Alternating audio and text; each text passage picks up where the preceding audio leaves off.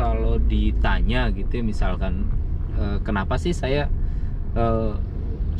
mudik apa enggak gitu, dan alasan kenapa saya memberi jawaban itu seperti apa, saya mau bahas hari ini. Yang pertama, saya nggak akan mudik tahun ini.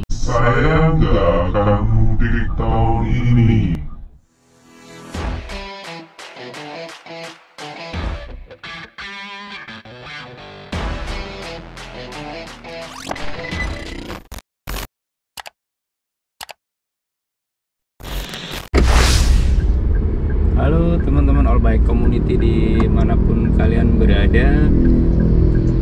Ini hari Kamis sore, jam kesempatan yang bagus untuk dashcam vlog lagi. Ini dashcam vlog yang ke-6 yang ke-5 belum tayang ya, nanti saksikan 1-2 minggu ke depan terkait dengan dashcam vlog yang ke-5. Tema kali ini nggak jauh-jauh dari puasa, lebaran, dan COVID-19. Kalau nggak salah ini hari ke-18 ya puasa. Nggak terasa tinggal 2 minggu ke depan kita akan menghadapi hari raya lebaran. Dan seperti biasa mudik dengan mudik biasanya ya. Tapi sudah 2 tahun ini kata-kata mudik itu seolah menjadi kata-kata yang tabu gitu bagi sebagian orang terkait dengan pandemi COVID-19 dan kebijakan pemerintah yang melakukan pembatasan atau larangan terhadap mudik. Untuk tahun ini sendiri dari pemerintah kan sudah melarang mudik ya jauh-jauh hari, bahkan ada pembatasan dan pengetatan bagi orang-orang yang hendak bepergian keluar daerah. Dan mulai dari tanggal 6 sampai 17 Mei besok itu benar-benar dilarang.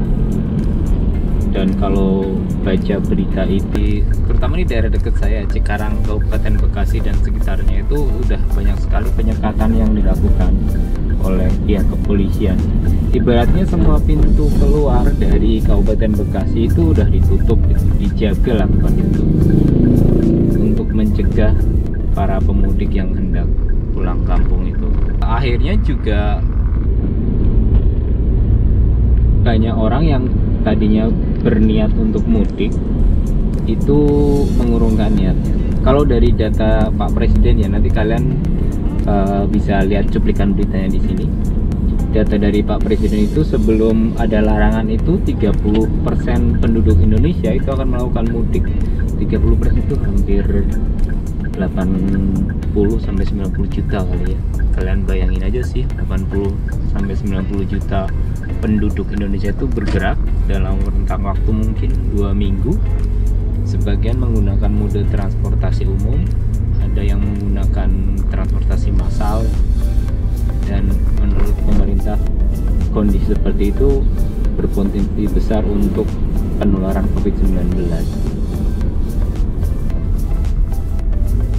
Nah, setelah larangan ini ternyata dari hasil survei ya, itu masih ada 7% yang tetap nekat untuk mau melakukan mudik, berniat melakukan mudik gitu. 7% sendiri itu hampir berapa, 18-19 juta kali ya. Ya masih lumayan banyak sih.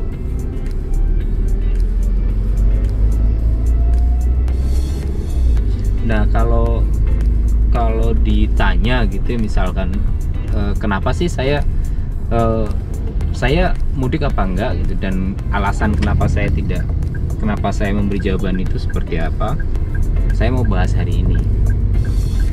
Yang pertama, saya nggak akan mudik tahun ini, dan insya Allah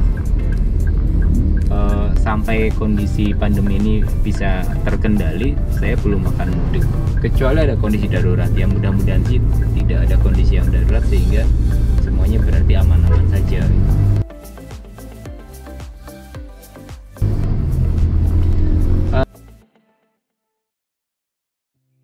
Alasan kenapa saya nggak mudik, karena saya sayang sama orang tua dan keluarga saya yang di rumah. Saya khawatir mereka tertular oleh saya yang membawa virus tanpa saya sadari. Walaupun alhamdulillah saya ngerasa sehat ya, nggak ada gejala COVID dan sebagainya. Tapi pengalaman sebelumnya itu banyak juga penderita atau orang yang terinfeksi COVID-19 tapi dia tanpa gejala, dan pada waktu menularkan ke orang yang rentan, entah itu orang tua, anak kecil, ibu hamil, itu berakibat fatal. Dan saya berikhtiar tidak mau itu terjadi. Itu alasan yang pertama sih. Alasan yang kedua yang mendukung program pemerintah lah, jelas, supaya COVID-19 ini bisa lebih terkendali. Saya nggak bisa ngebayangin sih kalau jadi mudik hampir 90 juta penduduk Indonesia bergerak dalam waktu yang bersamaan.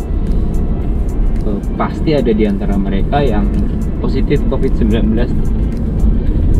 tapi tetap melakukan mudik, dan pasti ada juga di antara mereka yang tidak mengikuti protokol kesehatan secara maksimal.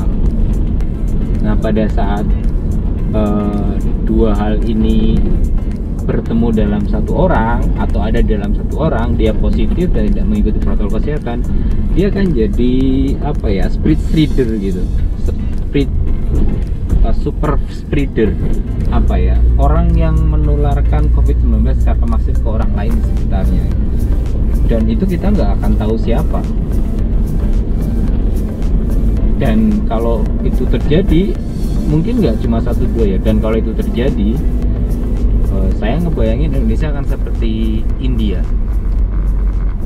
Di India kalian tahu sendiri, dari kasus harian di bawah 10.000, sekarang kasus harian 250.000. Banyak orang meninggal dunia tanpa sempat dirawat di rumah sakit. Banyak orang meninggal dunia karena tidak mendapatkan oksigen yang cukup untuk perawatan pada saat dia sesak nafas. Dan banyak mayat-mayat bergelimpangan yang menunggu proses kremasi. Pada saat itu terjadi, kira-kira apa yang akan kalian rasakan? Sedih, sakit, menyesal, pasti. Makanya sebelum itu terjadi, saya preventif, saya nggak akan mudik lebaran tahun ini. Dan mudah-mudahan itu juga diikuti oleh teman-teman yang lain yang melihat video ini. Ya, kalau dibilang, ya saya udah lama nggak pulang kampung, saya pengen ketemu orang tua, saya pengen bersilaturahmi dengan keluarga. Ya mungkin jutaan atau ratusan juta orang Indonesia merasakan hal yang sama. Kalau mau egois bisa, tapi keegoisan kita itu bisa berakibat bencana bagi orang lain.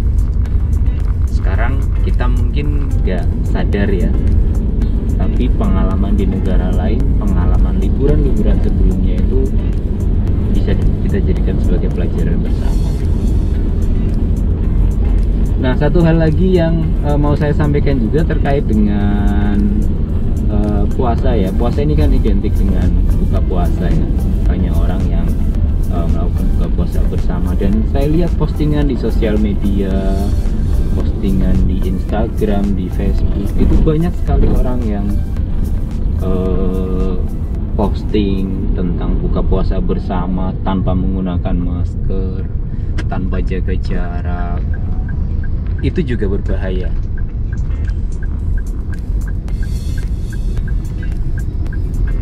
Dan fatal akibatnya kalau ada di antara kalian yang positif COVID-19. Langsung super spreader seperti yang tadi saya sampaikan tadi itu. Jadi himbauan saya buat teman-teman semuanya yang entah itu buka puasa bersama, kalau bisa tidak usah dilakukan. Buka bersama dengan keluarga lah, itu paling maksimal ya. Tapi bersama teman kerja, teman kantor, teman alumni, atau bahkan teman-teman rumah, sebaiknya ditunda dulu. Kalaupun tetap tidak bisa, tolong jaga protokol kesehatan secara maksimal ya.